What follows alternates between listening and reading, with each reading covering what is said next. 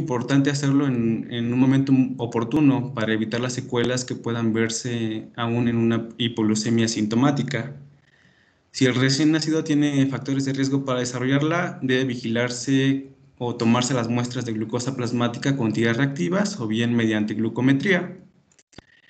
Y bueno, los valores van a variar de acuerdo a cada caso. Por ejemplo, yo aquí puse 2. Si hay un hijo de una madre diabética, pues de entrada nosotros ya tenemos que determinar que se debe tomar la glucosa plasmática. Entonces se mide la glucemia del recién nacido al nacer, a la hora de nacido, a las 2, 4 y sexta hora de edad postnatal, y después cada 4 horas, si es que los valores son normales. En el caso de que sea un recién nacido pretérmino o que sea posttérmino, se puede vigilar la glucemia cada 4 a 8 horas, y si después de 3 determinaciones de glucosa los valores son normales, pues ya se puede suspender el monitoreo de esta. Siempre se tiene que tomar en cuenta los signos clínicos, aunque sean muy inespecíficos, pero también nos pueden dar una guía para diagnosticar hipoglucemia. En el caso de estudios, el estándar de oro para el diagnóstico de hipoglucemia es la determinación enzimática de los niveles de glucosa en el laboratorio por el método de la hexocinasa. Cada vez que nosotros detectemos un valor menor a 45 miligramos sobre decilitro, ya sea mediante tira reactiva o por glucometría, nosotros debemos corroborar los niveles de glucosa plasmática mediante una muestra sanguínea por punción venosa. Y algo muy importante es que el tratamiento debe iniciarse inmediatamente con base al resultado de la glucosa periférica. ¿A qué me refiero con la glucosa periférica? A que una vez que nosotros obtengamos el valor, ya sea por tira reactiva o glucometría, nosotros en ese momento tenemos que empezar a dar el tratamiento. No tenemos que empezar el tratamiento después de corroborarlo con el laboratorio, ya que podría, pues, provocar secuelas si no se trata la hipoglucemia a tiempo. Respecto al tratamiento, se ha consensado que todo recién nacido que tenga niveles de glucosa menores a 40 miligramos sobre decilitro deben ser tratados sin excepción. Existen diferentes protocolos de manejo de la hipoglucemia. Yo en este caso puse 2 escenarios clínicos para que sea un poco más entendible. En el caso de que tengamos un niño de término y de bajo riesgo con una hipoglucemia sintomática y que la glucemia esté en niveles de entre 25 a 40 miligramos, en las primeras 6 a 12 horas de vida, pues este paciente se puede tratar por vía oral, es decir, se le puede iniciar la lactancia materna exclusiva y una vez que es alimentado, se puede checar los niveles de glucemia plasmática. Si estos se llegan a nivelar por arriba de los 45, pues no hay mayor problema, se continúa así. En el caso de que no se resuelva, entonces ya se indicaría instalar una venoclisis con una infusión de glucosa intravenosa con líquidos a 80 mililitros por kilogramo por día para proporcionar una infusión de glucosa kilóminuto a razón de 6 miligramos por kilogramo por minuto. En el caso de que tengamos un niño de término y de bajo riesgo, pero que sí tenga una hipoglucemia sintomática y que los niveles de glucemia sean menores a 25 miligramos, en estos casos sí se instala una venoclisis con un mini bolo de 2 mililitros por kilogramo de glucosa al 10% y se continúa con una infusión de 6 a 8 miligramos por kilogramo por minuto. Y bueno, el objetivo del tratamiento es mantener los niveles de glucosa entre los 40 a 50 miligramos y principalmente un nivel de 45 miligramos antes de cada alimentación. Y es importante también ofrecer inmediatamente alimentación al seno materno y posteriormente cada hora. En lo que es la hipoglucemia sintomática, bueno, una vez que ya están los signos, nosotros tenemos que tomar una muestra sanguínea por punción venosa para corroborar los niveles de glucosa y ahí obtener pues ya lo que va a ser un resultado de la glucosa central. Es necesario también administrar solución glucosada al 10% por vía intravenosa en un bolo. En el caso de que el paciente presente crisis convulsivas, se administran 4 mililitros por kilogramo. En el caso de que no tenga las crisis convulsivas, se administra la mitad, que van a ser 2 mililitros por kilogramo. Y inmediatamente después de administrar ese bolo, se establece una infusión continua de glucosa intravenosa, que va a ser la glucosa kilominuto, de 6 miligramos por kilogramo por minuto. ¿Cuándo se va a dejar de dar este tratamiento o cuándo se empieza a disminuir? Pues cuando la glucosa tenga niveles normales durante las 12 horas continuas y el recién nacido ya tolere la vía oral para poder alimentarse.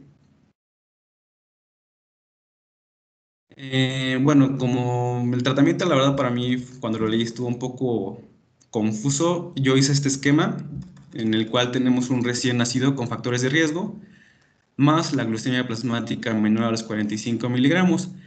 Como ya mencioné, pues el paciente puede estar sintomático o asintomático. En el caso de que esté asintomático y tenga una glucemia plasmática entre los 25 y los 40 miligramos, basta con iniciar la vía oral y indicar la lactancia materna exclusiva, es decir, que el bebé se alimente.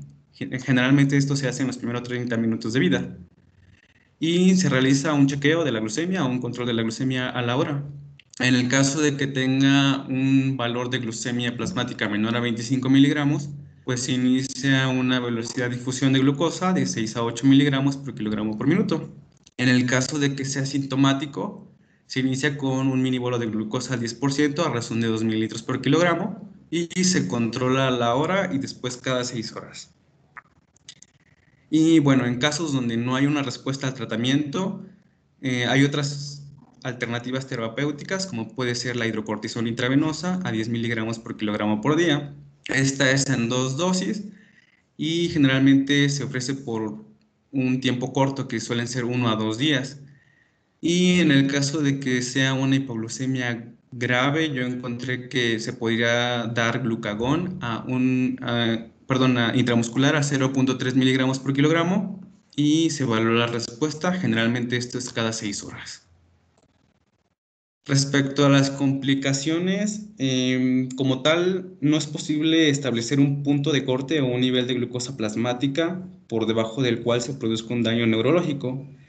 Y esto pues se debe a que la respuesta cerebral a la hipoglucemia se produce en un rango relativamente amplio y este rango puede verse alterado por la presencia de sustratos alternativos como pueden ser cuerpos cetónicos o lactato.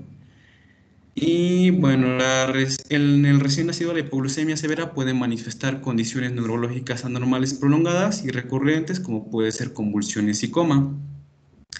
Generalmente cuando los niveles de glucosa son muy bajos y son persistentes durante varias horas o más, tienden pues, a tener un mal pronóstico, que van desde anomalías que pueden provocar discapacidad a la parálisis cerebral y trastornos del aprendizaje, ya sea también crisis convulsivas persistentes o recurrentes, o incluso provocar un retraso mental de diverso grado. También los recién nacidos con hipoglucemia neonatal recurrente pueden tener circunferencia cefálica más pequeña a los 18 meses de edad en comparación a aquellos recién nacidos sanos y puntuaciones más bajas en las evaluaciones psicométricas específicas en 5 años. Respecto a la prevención, la mejor forma de prevenir una hipoglucemia es alimentar a los recién nacidos tan pronto como sea posible. Generalmente estos son los primeros 30 minutos y posteriormente a intervalos regulares en 2 a 3 horas. También se evitan muchos casos de hipoglucemia severa en los niños en riesgo con la práctica de alimentación temprana o una venoclisis con glucosa de acuerdo a los requerimientos metabólicos, así como también la toma de glucemias semicuantitativas seriadas con tiras reactivas en los recién nacidos que tengan factores de riesgo para que se pueda detectar de forma temprana algún caso de hipoglucemia y así limitar el daño. Bien, ahorita vamos a hablar entonces como tal de la hipocalcemia. Pues antes que nada tenemos que hablar del calcio, que es el mineral pues, más abundante del cuerpo y tiene importantes funciones en la estructura ósea, contracción muscular, transmisión nerviosa, etcétera. Se va a considerar una hipocalcemia cuando haya concentraciones de calcio sérico total menores a 8 miligramos sobre decilitro en un recién nacido a término y por abajo de 7 miligramos sobre decilitro en el prematuro. Generalmente, bueno, las concentraciones normales de calcio sérico en el recién nacido van de los 8 miligramos a los 10.5 miligramos. Y otro aspecto también que tenemos que tomar en cuenta es que cuando en la determinación del calcio sérico encontramos niveles de calcio iónico menores a 4 miligramos sobre decilitro, también se consideraría como una hipocalcemia.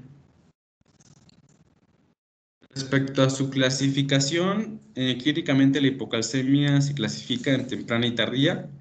La temprana se va a presentar típicamente en los primeros días de vida, entre las primeras 24 a 72 horas, y la tardía ocurre al final de la primera semana. La hipocalcemia puede ser persistente a pesar de los aportes correctos y bueno, este ya se va a relacionar con otras alteraciones electrolíticas u hormonales como puede ser magnesio, fósforo, algún desequilibrio ácido-base, alguna deficiencia de vitamina D o paratormona, calcitonina. Y pues otro aspecto importante es que la hipocalcemia puede ser asintomática o sintomática.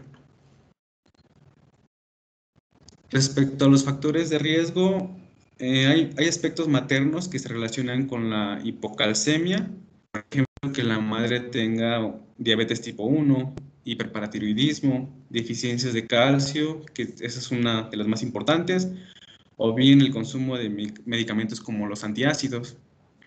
Por ejemplo, también el periparto, que el recién nacido experimente sufrimiento fetal o alguna asfixia al nacer, o aspectos propios del recién nacido, como que éste sea prematuro. Por ejemplo, en los prematuros, los valores de calcio sérico se relacionan directamente con la edad gestacional, entonces un prematuro pues tiene menores niveles. Y por los lactantes que son igual inmaduros, tienen una mayor probabilidad de hipocalcemia. También podría ser la mala absorción, alguna deficiencia de la hormona paratiroidea, que esta es muy importante ya que estimula la absorción de calcio a nivel intestinal, aumenta la reabsorción a nivel óseo y renal y estimula la producción de vitamina D activa. Entonces eso también podría ser una de las mayores causas de hipocalcemia. Y bueno, respecto a la etiología, pues las causas más prevalentes de hipocalcemia pueden categorizarse atendiendo a las alteraciones de los principales agentes reguladores de la calcemia plasmática. Como ya les había comentado, una de las más importantes es la PTH junto con la vitamina A. Estos de forma conjunta regulan la absorción intestinal de calcio, la liberación de calcio del esqueleto y la conservación renal del mineral. La PTH, pues como ya mencioné, es muy importante ya que una de sus funciones, su principal efecto es facilitar la entrada de calcio al espacio extracelular a partir del riñón, del hueso y del intestino. En el riñón, pues la PTH actúa aumentando la reabsorción tubular del calcio filtrado e inhibiendo la reabsorción tubular de fosfato. En el tejido óseo, la PTH estimula la actividad de los osteoclastos y la reabsorción ósea, movilizando el calcio depositado en el hueso y transportando, más bien moviéndolo hacia la circulación sanguínea. Y también pues favorece la absorción intestinal mediante la activación de la 1-alfa hidroxilasa del túbulo renal proximal que convierte el calcidiol en su metabolito activo que es el calcitrol. Y bueno, también un aspecto muy importante es que la disminución de las concentraciones plasmáticas del calcio iónico extracelular va a inhibir el receptor sensor de calcio, este es muy importante. Este está situado en la membrana de las células paratiroides y determina la secreción de la PTH, que ya les expliqué cuáles son las acciones biológicas que ejercen en el cuerpo. Y respecto a la etiología, pues en el recién nacido que tenga una hipocalcemia neonatal temprana, pues se relaciona con prematuridad y bajo peso, asfixia, de madre diabéticas. En la hipocalcemia neonatal tardía, generalmente esto se debe a deficiencia materna de vitamina D, alguna iatrogenia, como puede ser administración de bicarbonato, fosfato o furosemida, algún hipoparatiroidismo o una alcalosis crónica. Bueno, respecto a la patogenia, pues la calcemia está regulada con enorme precisión por la actividad de la hormona paratiroidea, la vitamina D, la calcitonina, que ya es algo que también más o menos expliqué. En la mayoría de los casos de hipocalcemia neonatal, pues hay una disminución tanto del calcio total como del calcio ionizado. Y pues aunque el calcio ionizado puede estar disminuido, a veces el calcio total no lo está. Y bueno, el calcio ionizado es muy importante, ya que si bien sabemos que casi toda la totalidad del calcio se encuentra depositado en el tejido óseo, eso es un 98%, el 2% que está de fracción libre está presente en los líquidos y pues desempeña un papel biológico muy importante. De ese 2% que está libre, el calcio ionizado representa el 40 al 50% de la calcemia total. El otro 40% está unido a proteínas, principalmente a la albúmina, y un 10% está quelado o en forma de complejos como bicarbonato, fosfato, citrato. Y bueno, Durante el embarazo, el calcio es transportado de la madre al feto y sus concentraciones aumentan conforme es mayor la edad gestacional. Y al nacer, pues el neonato tiene de 10 a 12 miligramos sobre decilitro de concentración de calcio sérico total. Y pues cuando nace se interrumpe ese aporte de calcio materno, al igual que la glucosa, y sus concentraciones disminuyen siendo pues sus niveles más bajos en los primeros 2 días de vida. Respecto a la patogenia, pues la hipocalcemia está favorecida por diversos factores en los que destacan, como ya he venido explicando, la prematurez y el bajo peso al nacer, así como una ingesta insuficiente de leche durante los primeros días de vida. Generalmente, pues por ejemplo, la hipocalcemia en prematuros o recién nacidos con distrés respiratorio o que hayan recibido bicarbonato sódico intravenoso, esto se va a producir por ascenso brusco del potencial de hidrogeniones. En el caso de asfixia perinatal, en la que el daño renal o la acidosis derivada o la desregulación tanto de la secreción de PTH como la de sensibilidad a la misma originan hipocalcemia. Y finalmente un hiperparatiroidismo materno que origina el hipoparatiroidismo transitorio en el neonato y pues por consecuencia la hipocalcemia. Y la hipocalcemia de comienzo tardío, que ocurre pues básicamente después de entre los primeros y 5 a 10 días de vida, está muy relacionada con la alimentación. Ahí encontré que generalmente aquellos recién nacidos que son alimentados con leche de vaca entera suelen cursar con esta hipocalcemia, así como también el hipoparatiroidismo, que es otra causa muy frecuente. Otras etiologías a las que se asocia sería hiperfosfatemia o un déficit de vitamina D y alteraciones cromosómicas como el síndrome de DiGeorge. Respecto a las manifestaciones clínicas, estas generalmente aparecen con valores inferiores a 7.2 miligramos, aunque también algunos pacientes pueden permanecer asintomáticos con niveles mucho más bajos. Generalmente la hipocalcemia temprana se presenta habitualmente después de las primeras 24 horas de vida y la tardía en el 5.º día postnatal. La hipocalcemia, como ya dije, puede ser asintomática, pero cuando aparecen las manifestaciones clínicas, estas ocurren a partir de cifras de calcio iónico o calcio metabólicamente activo menores a 3 miligramos sobre decilitro. Los signos clínicos que podríamos encontrar sería irritabilidad, temblores, crisis convulsivas, estridor, tetania, disminución de la contractilidad cardíaca y eso se reflejaría en la hipotensión o disminución del gasto cardíaco. Y bueno, también la hipocalcemia puede estar en conjunto con una hipomagnesemia y en esa se van a encontrar temblores, estado de hiperalerta, irritabilidad, convulsiones, estridor o laringoespasmo, taquicardia, cianosis, un llanto agudo, intolerancia gástrica y distensión abdominal. Y bueno, la hipocalcemia temprana generalmente es la que se ocurre con mayor frecuencia en el prematuro. Esta puede cursar.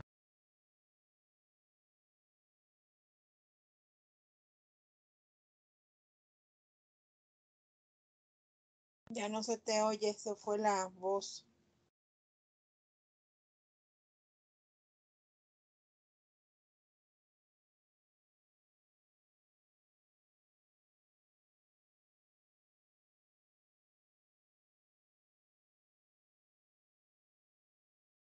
Bueno, mientras su compañero se le vuelve a escuchar, voy a comentar un poquito sobre la hipoglicemia. No sé si tengan alguna duda. Él comentaba que tenía un poco de duda sobre el manejo.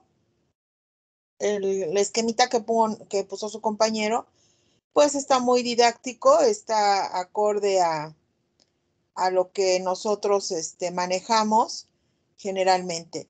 Aquí la grandísima importancia es determinar si nuestro paciente es asintomático o sintomático, ¿verdad? Esto es de mucha importancia en el aspecto de los pacientes, ¿no? Entonces, como ven, hay algunos puntos con respecto a esto de lo asintomático y de lo sintomático en el recién nacido. Durante todo este módulo se fijaron que tanto la sepsis, por ejemplo, el paciente con ictericia, el prematuro, tienen muy características sus signos y sus síntomas, ¿no? Y sobre todo tenemos que hacer bastante la diferencia. En este caso, por ejemplo, la hipoglicemia principalmente, que es la que estamos, fue la primera parte que se vio, se confunde mucho con el paciente que podría estar séptico.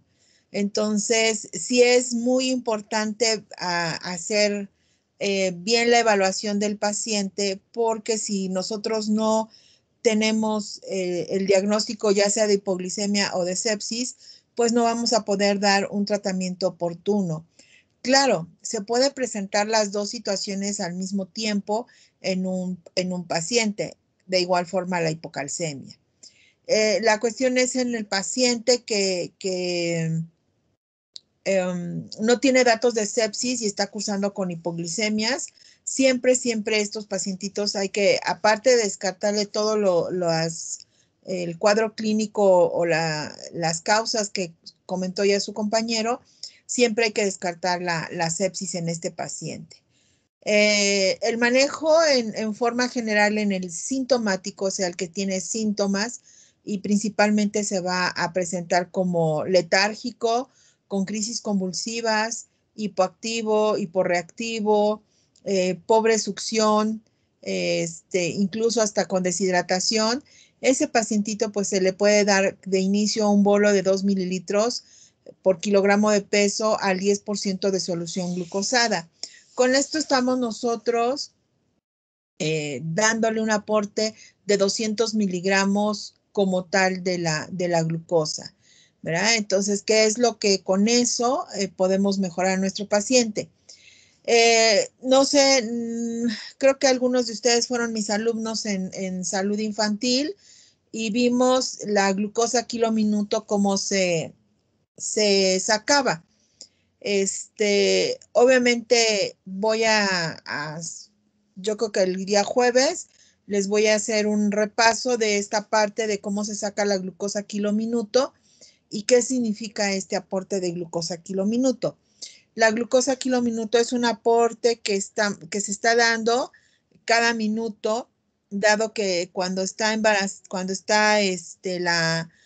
bebé intrauterinamente, él está recibiendo constantemente nutrientes, ¿verdad? A través del cordón umbilical. Coma o no coma la mamá, él está absorbiendo siempre nutrientes, obviamente, de la mamá.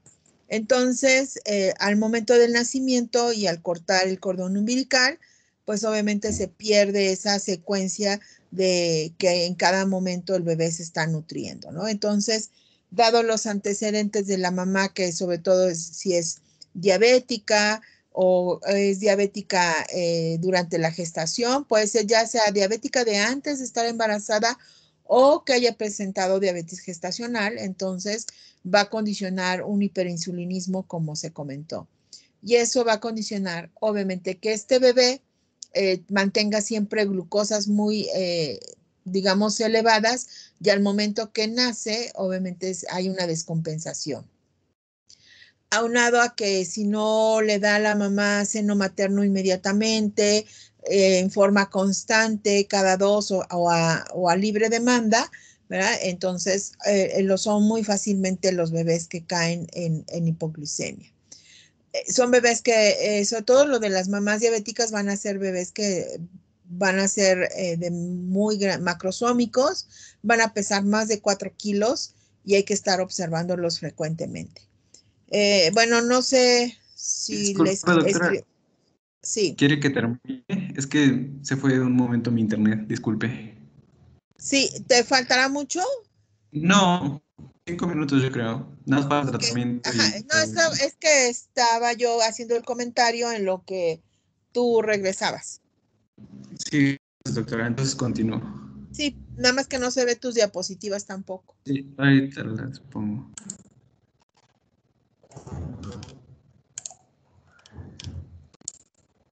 Ok.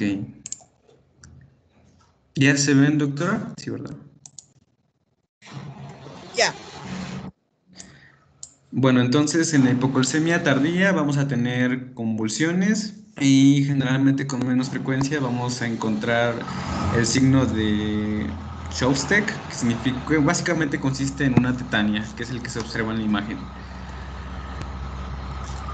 Permítame.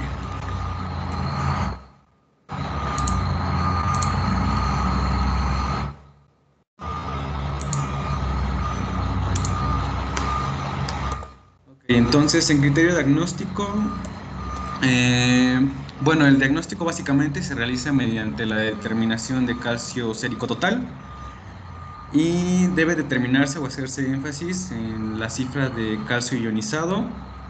Valores diagnósticos están por debajo de 4.4 miligramos sobre decilitro en la línea de término y de 3.4 miligramos en el pretérmino.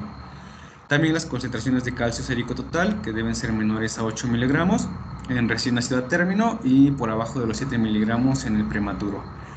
También, por ejemplo, si se realiza un electrocardiograma, pues se llega a observar el intervalo QT prolongado.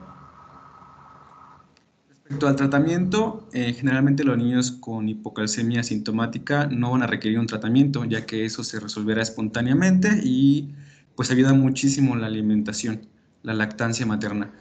La hipocalcemia sintomática, que es manifestada por convulsiones, debe ser tratada rápidamente con calcio intravenoso. En este cuadro se resume básicamente cómo debe hacerse el manejo. Yo también lo pasé un cuadro para que sea más entendible. Ya no Por se ve ejemplo, otra vez tus diapositivas. ¿no? No. Ahí ya estoy proyectándola todavía.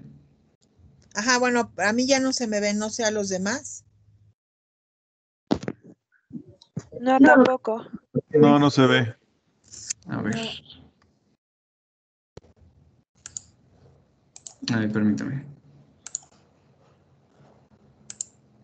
Disculpe, doctora, ¿y también podría pasar con una paciente que tuviera resistencia a la insulina antes del embarazo? Em, no, es un poquito más difícil porque los resistentes a insulina o síndrome metabólico, ¿verdad? Están como que más controlados con los medicamentos, con la metformina, y no tienen tan elevados los niveles de glucosa. Ahí en cuanto a la insulina, el problema es que está tan elevada la insulina que tienden a estar con hipoglicemias un poco más frecuentes. Y durante el embarazo, como que se autorregulan, al menos que durante el embarazo ¿cómo te diré? Se transformen a insulino dependientes. La mayoría de los pacientes o de los bebés que son macrosómicos y que son de mamás diabéticas es porque generalmente se convierten a insulino dependientes. El paciente que está controlado con metformina o con vivenclamida, que son de los hipoglucemiantes un poquito más comunes, no es tan frecuente, no es tan frecuente. Yo o sea, de los que he visto, son mamás que son insulino dependientes, no tanto como síndrome metabólico, ¿eh? Sí puede pasar, claro que sí. O sea, debemos de tener en consideración el antecedente de los que son resistentes a la insulina. Pero ya estás hablando ahí de otros factores como es la hipertensión y como el colesterol elevado y obesidad. Ese es las características del paciente que son resistencia a la insulina, ¿verdad? O los que ya antiguamente se llamaban prediabéticos o prediabéticas, ¿no? Entonces, eh, digamos que esas están como que más controladas, pero ya tienen otros factores asociados, como lo que es la hipertensión y la resistencia a insulina. Entonces, ese es un embarazo de alto riesgo, que ese es un bebé que muy seguramente por la hipertensión arterial va a ser de bajo peso. Ahí digamos que lo que va a ganar en esa parte es la hipertensión y va a ser de bajo peso. ¿Por qué? Porque no va a haber una buena este, circulación dada por la hipertensión y van a ser bebés de bajo peso. Ujú. Gracias, Bueno, doctora. sí, de que continúa.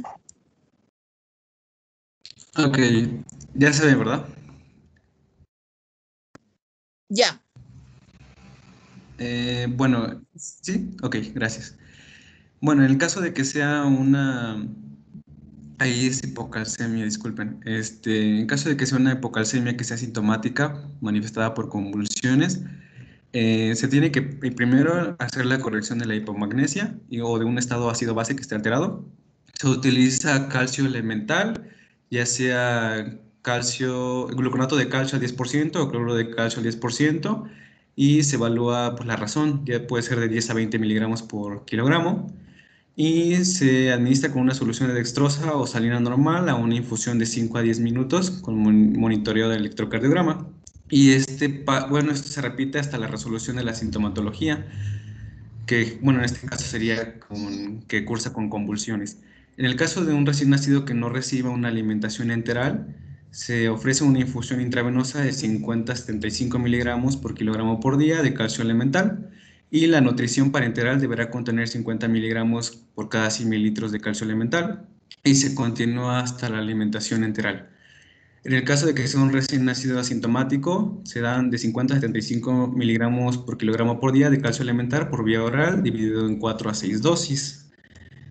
Y bueno, una vez que todo el calcio total sérico se ha normalizado, la mitad del calcio se va a suplementar en la dieta por 2 días.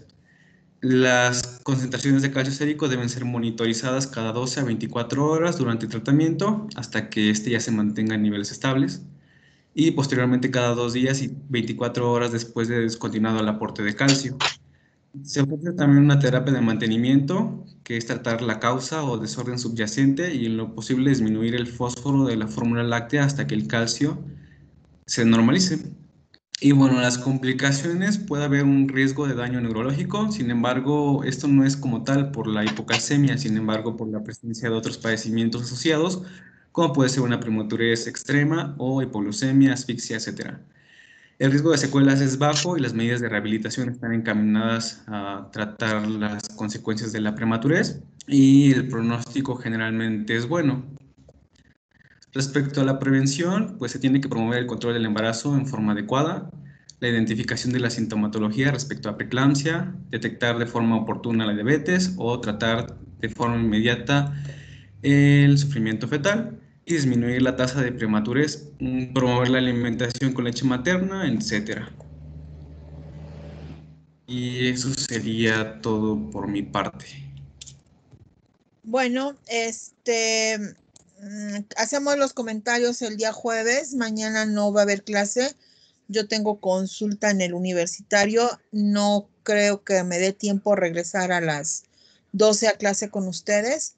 Entonces nos vemos el día jueves para hacer los comentarios o las preguntas que tengamos sobre este tema. Ok, Verónica, ya te vi.